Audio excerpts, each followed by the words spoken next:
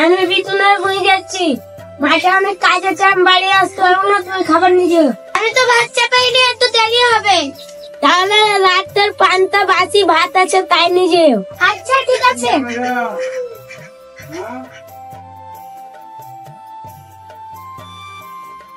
এই রে, বউটা গাইছে ভাত আনতে বললাম, এখনো আনলো না। সকালের ভাত দুপুরে খেতে হবে নাকি? না, বউয়ের রাস্তায় থাকলে হবে না, আমি নিচে গিয়ে খেয়ে আসি।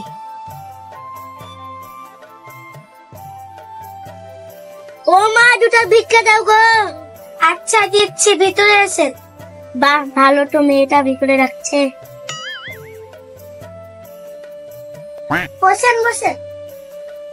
বসতেও দিচ্ছে, মনে ভরে খেতে দিবে। যাক, ভালো হয়েছে, খিদেও লেগেছে। বলছি একটা গল্প বলেন। এ মা, এ আবার তুমি কি বলছো? ওসব আমি গল্প টল্প কিছু জানি না। ও গল্প জানেন না, ভিক্ষা পাবেন না, যান অন্য বাড়ি যান। এ আবার কেমন মেয়ে, ডাকলো বসালো, তাড়িয়ে দিল। এবারই তার আমার জীবনে আসবো না।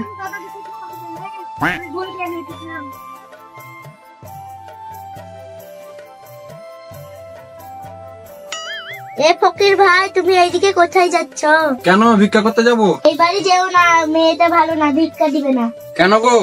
আমি গিয়েছিলাম গো, গল্প না শোনালে ভিক্ষা দিবে না। ও এই ব্যাপার, ওইসব বাড়িতে ভিক্ষা করতে হয় কিভাবে আমার জানা আছে।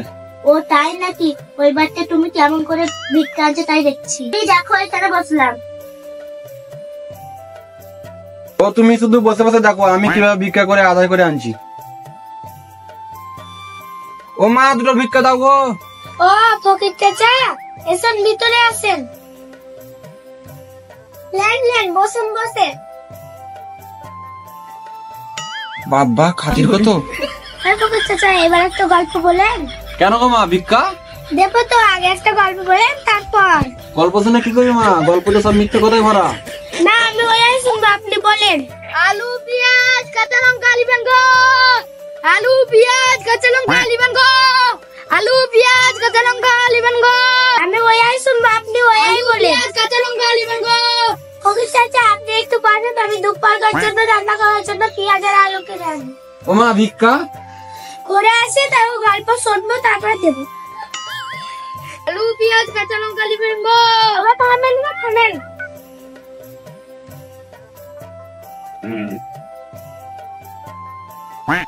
আলু কত করে গো? আলু কত কেজি গো? 10 টাকা কেজি।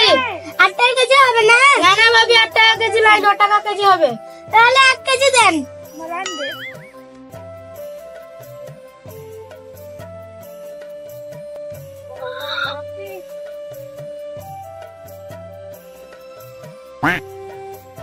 সাগনুর, সাগনুর, ওই চাচা আপনি আর বউ কই? আর বলিও না বাপ, আলুওয়ালা এসেছিল, আলুওয়ালার হাত ধরে ফকাত করে পালিয়ে গেল। হ্যাঁ, চাচা তুমি এখানে বসো, আমি আসছি।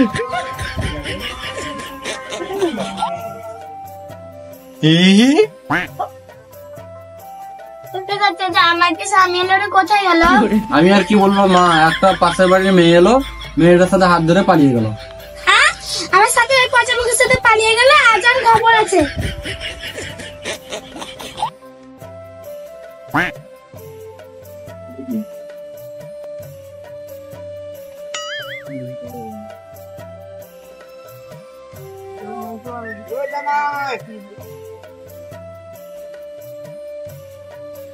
এই তুই কোথায় গিয়েছিলি? আমি কোথায় যাবো?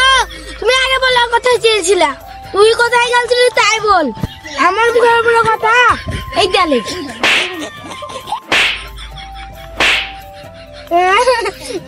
নিজের সাথে কথাই বলবো না।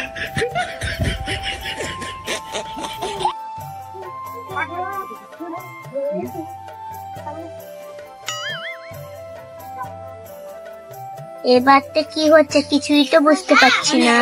সেই ফকিরও তো কখন ঢুকেছে, এখনো বেরোচ্ছে না।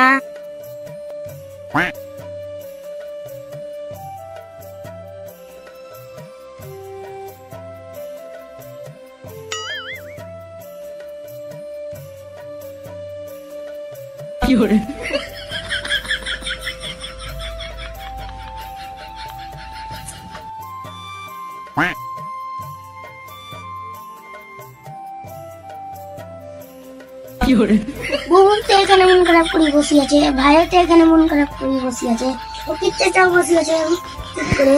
কিচ্ছা চান তুমি এখানে বসি, ও কিচ্ছা চা বুবু ভাই সব মন খারাপ করে বসে আছে, তুমি কিচ্ছা জানো? কি হয়েছে বাপ, তুই কিছু জানিস না?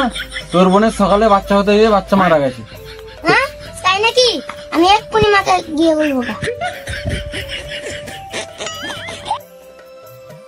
ওকে চাচা, আমার ভাই এসেছিল, কিছু না বলে কোথায় চলে গেল?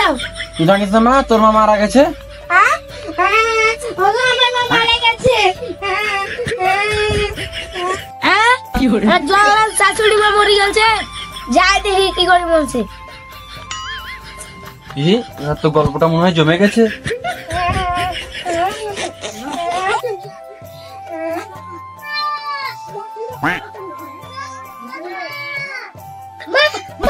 তুমি শুনছো?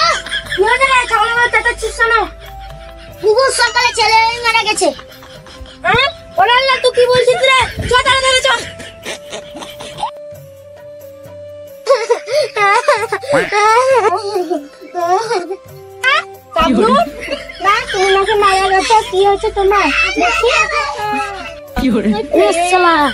শাশুড়ি তো মরেনি, এখনো বেঁচে আছে। ওই স্বপ্ন তোর বলে ছেলে হয়ে মারা গেছে। হ্যাঁ কে বলেছে? কেন তোর ভাই তো এসে মা বললো। এ ভাই তোকে কে বললো? কেন তোদের বাড়িতে যে ফকিরটা বসেছিল? ও স্বপ্নুর, আমি যে মরে গেছি তোকে কে বললো? কেন আমাদের বাড়িতে যে ফকিরটা বসেছিল এই বললো আমাকে? ওরে সব গুনাস, সব মিথ্যা কথা বলেছে নাকি? ওগো তুমি নাকি আলুওয়ালার সাথে হাত ধরে পালিয়ে গিয়েছিলে। আমি পালিয়ে দেবো? তুই তো পাশের বাড়ির পাঁচামাকির সাথে পালিয়ে গেছিলি। হ্যাঁ বলে কে বলেছে? কেন সে ফকির চাচা বলেছে? আজ তোমাকে কে বলেছে? আমাকেও তো ফকির চাচাই বলেছে। কি করে ওই শালা ফকিরকে? চ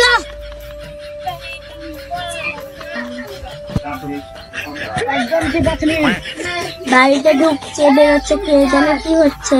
ফকির তো ডাক কোনো বেরোচ্ছে না, যাই দেখি দিনু।